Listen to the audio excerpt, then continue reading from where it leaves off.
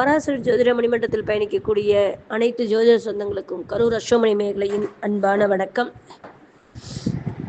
இப்போ நம்ம குழுல சும்மாவே இருக்கிறதுல ஏதாவது ஒரு தலைப்பை போட்டு எல்லா விஷயத்தையும் வாங்கிடுறது. சுபத்துவம், அதாவது இன்றைய தலைப்பு என்னன்னா, ராசி கட்டத்தை சுபத்துவம் பாவத்துவம் எவ்வாறு நிர்ணயம் செய்தார்கள் என்பதை தங்கள் அனுபவம் சார்ந்த கருத்துக்களை பதிவிடுங்கள் அப்படின்னு சந்திரனையா கேட்டிருக்காரு. இப்ப என்னன்னா, சுபத்துவம் பாவத்துவம் அப்படின்னா, பாவிகள் எல்லாம் பாவிகள் அல்ல, சுபர்கள் எல்லாம் சுபர்கள் அல்ல. சுபர்கள் பாவிகளாகவும் மாறுகிறார்கள், பாவிகள் சுபர்களாகவும் மாறி பலனை செய்கிறார்கள். இந்த பாவிகள் எல்லாம் சுபர்கள் ஆகும் போது அதனுடைய பலன் அபரிமிதமாக கொடுக்கும். எதிர்பாராம, தகுதியே இல்லாம, அந்தஸ்த ஒசத்தி, நியாயமே இல்லடா நீ எல்லாம் கேள்வி கேட்குற அளவுக்கு அப்படிங்கிற மாதிரி அவனை ஒசத்தி கொண்டு வந்து காமிச்சிடும். ஆளுக்கும் அவனோட பேக்ரவுண்டுக்கும் அவனுடைய கல்வி தகுதிக்கும் சம்பந்தமே இருக்காது.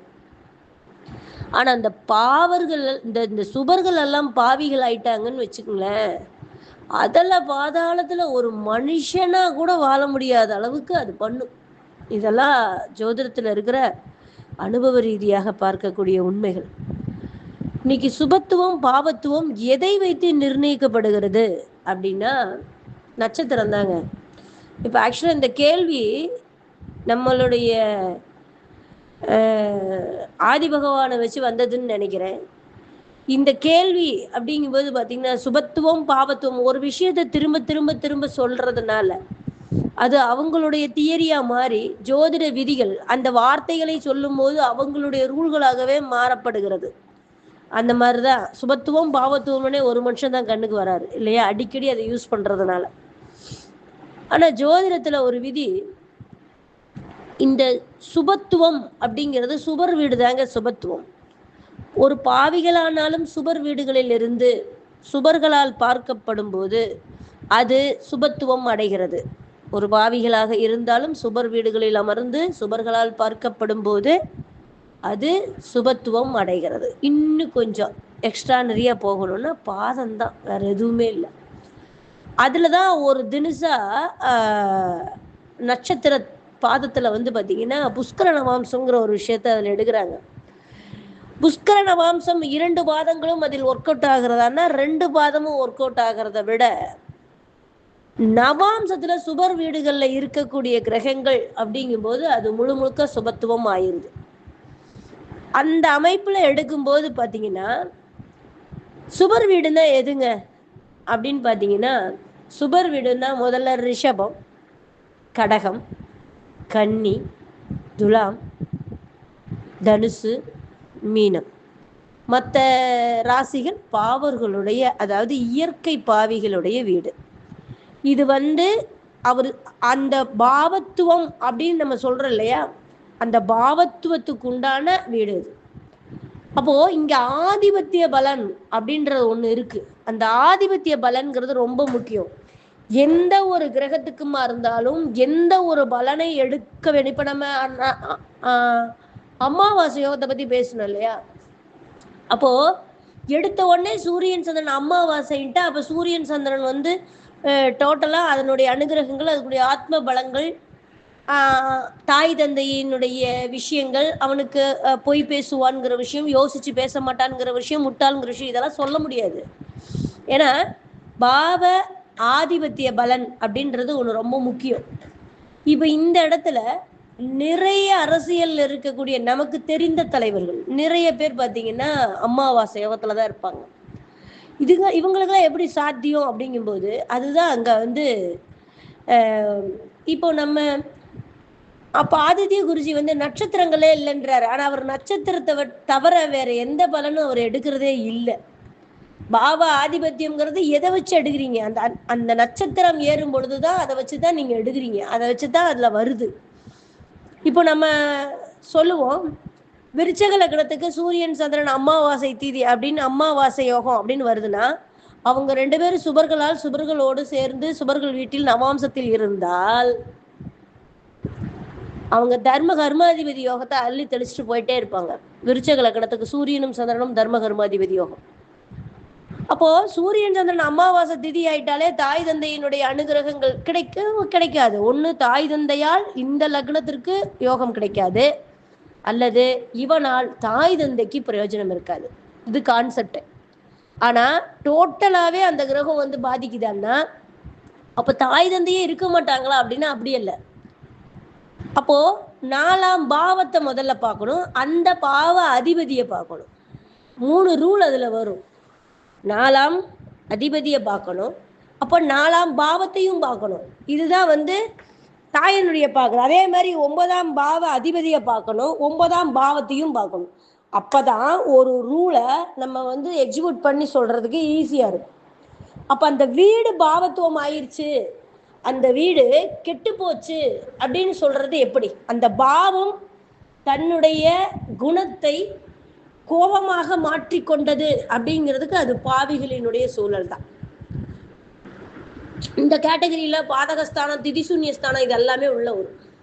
அப்ப இந்த சுபத்துவம் பாவத்துவம் என்பது நான் சொன்ன இந்த ராசிகள்ல நவாம்சத்துல ஒரு கிரகம் திசாபுத்தி நடத்தும் போது அது ரொம்ப முக்கியம்.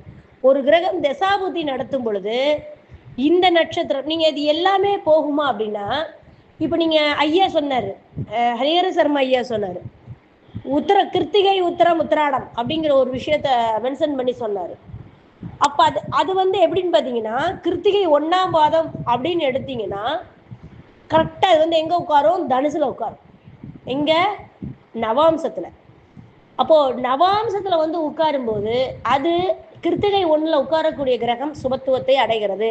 அதிலும் இன்னும் குருவால் பார்க்கப்படும் போது இன்னும் அது சுபரா மாறி வேலை செய்யும் தசாபுத்தில. அது எப்பேற்பட்ட பாவியா இருந்தாலும். இவ்வளவுதாங்க கான்செப்ட். இப்போ உத்தர நட்சத்திரம் அதே மாதிரி நீங்க இப்ப சிம்மராசியில இருக்கக்கூடிய உத்தரம் அப்படின்னு எடுத்துக்கிட்டீங்கன்னா இதுக்கு அந்த கான்செப்ட் வருதானா? வராது. சிம்மராசியில இருக்கக்கூடிய உத்தரம் 1ஆம் பாதத்துக்கு அது வருமானா? வராது. எப்படி? அப்போ அந்த சிம்மராசி 1ஆம் பாதம்ங்கிறது ஸ்திரத்திற்கு 9 அப்படின்னு எடுத்து அதற்கு ஸ்திரராசிக்கு 9ன்னு எடுத்து உத்தர நட்சத்திரம் 1ஆம் பாதம் பார்த்தீங்கன்னா ஸ்திரத்துக்கு 9ன்னு எடுத்து அந்த 1ஆம் பாவம் வந்து கரெக்டா குரு வீட்டுல தான் உட்காரும். அப்போ சூரியனுடைய 1ஆம் பாத நட்சத்திரங்கள் எல்லாமே பார்த்தீங்கன்னா கரெக்டா வந்து எங்க விழுகுதுங்க? குரு வீட்டுல தான் விழுகுது. அப்போ இந்த அடிப்படையில தான் அந்த விஷயம் நிர்ணயிக்கப்படுகிறது. இப்போ நீங்க மிருகசீரிட நட்சத்திரம் 2ஆம் பாதத்துல ஒரு கிரகம் உட்காருது அப்படின்னா அது பாவி. நம்ம என்ன சொல்லுவோம்? உடைவட்ட நட்சத்திரத்துல உட்கார்ந்தா அந்த வாழ்க்கை அப்படின்னு சொல்லி உடஞ்சு போயிரும்னு சொல்லுவோம். ஆனா எனக்கு மிருகசீரிடத்துல தானே சுக்கிரனே இருக்கு, எனக்கு உடையிலையே அப்படின்னு ஒருத்தன் கேட்பான். ஏன் வாழ்க்கை உடையில, அந்த உறவு ஏன் உடையில அப்படின்னு பாத்தீங்கன்னா, மிருகசீரிட நட்சத்திரம் 2ஆம் பாதம்ங்கிறது ஸ்திரத்துக்கு 9ஆம் இடத்துல எண்ணும் பொழுது பாத்தீங்கன்னா கரெக்டா கண்ணியில வந்து உட்காரும்.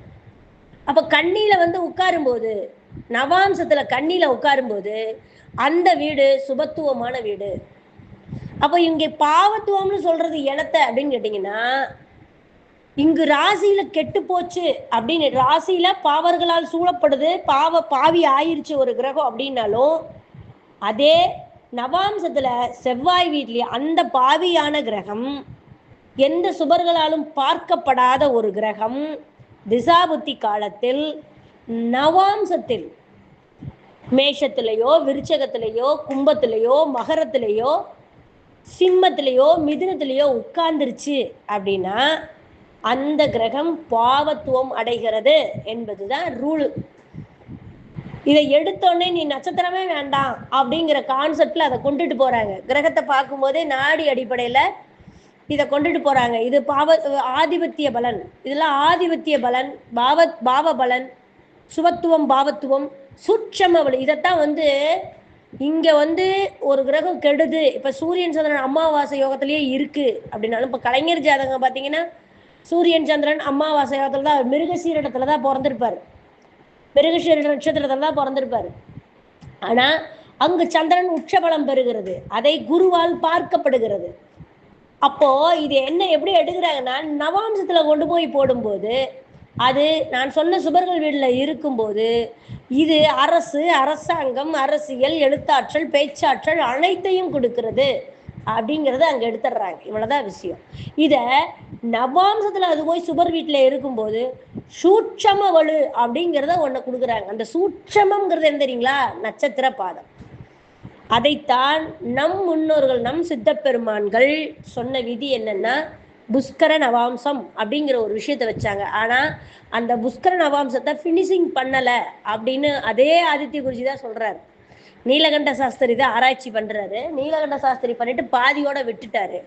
விட்டுட்டு இந்த நட்சத்திரம் தேவையில்லைன்னு விட்டுட்டாருங்கிறாரு. அப்படி அல்ல, அதை பாதியோட விட்டுட்டார் அப்படிங்கிறத அந்த சூட்சமத்தை எடுத்து அதுல ஒரு விஷயத்த ஆராய்ஞ்சு பிடிச்சிட்டு அதைவே இவரு கொண்டுட்டு வந்த ரூலா, மூல நூல்கள் எல்லாம் குப்பைன்ட்டு இவரு ஒரு நூல் தயாரிச்சு அது சூட்சம வலு அப்படின்னு வச்சு சொல்றாரு. இப்ப நீங்க சுபத்துவம் பாவத்துவம்னீங்கனாலும் அந்த மனுஷன் சொன்ன கருத்தா தான் வரும், சூட்சம வலுனாலும் அந்த அந்த மனுஷன் சொன்ன கருத்தா தான் வரும். ஆனா இது ஆரம்ப நிலையிலிருந்து நாம் அனுபவ ரீதியாக ஜாதகம் பார்க்கக்கூடிய அனைவருமே நட்சத்திர பாதம் நவாம்சத்தில் எங்கு விழுகிறது அப்படிங்கிறத வச்சுதான் நம்ம வந்து அதை, நான் ஏற்கனவே ஒரு பட்டிமன்றம் போட்டு ராசியா நவாம்சமான்னு கேட்டிருப்பீங்க. அப்ப நவாம்சம் எதுக்கு ராசி எதுக்குன்னு அதுல நடுவுற என்னதான் போட்டிருந்திருப்பீங்கன்னு நினைக்கிறேன், சந்திரன் ஐயா. அப்போ அந்த நவாம்சத்தை கட்டத்தை எடுக்கும் பொழுதுதான் பாத்தீங்கன்னா, இதுல நான் பொன்னையாசாமிகள் ஆகட்டும், நம்மளுடைய திண்டுக்கல் ஹரிஹர சர்மா ஐயாட்டெல்லாம் வந்து எனக்கு இருந்து தானாகவே ஒரு போன் கால்கள்லாம் வந்தது அந்த பட்டிமன்ற தீர்ப்பு சொல்றதுக்கு முன்னாடி. அவர்களெல்லாம் ஒரு சில விதிகளை எனக்கு வந்து விளக்குனாங்க. ஒரு 1/2 hour பேசினாங்க. நவாம்சத்தினுடைய பலன் என்ன, ராசியினுடைய பலன் என்னன்னு ஒரு 1/2 hourல விளக்குனாங்க. அந்த 1/2 hourல விளக்கும் போது நான் அறிஞ்ச சூட்சம விதிகளை எடுக்கும் பொழுது பாத்தீங்கன்னா ரொம்ப பிரம்மாண்டமாக இருந்தது.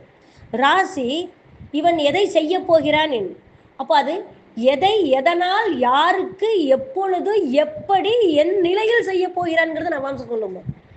இது பொன்னையாசாமிகள் சொன்னது. அப்போ நான் தீர்ப்பு நவாம்சத்துக்கு கொடுத்துருப்பேன். அது ஒரு பெரிய ஒரு விஷயமா இருந்துச்சு. என்னையவே புரட்டி நான் ராசி சக்கரம் மட்டுமே போதும்னு பேசக்கூடிய ஆள்.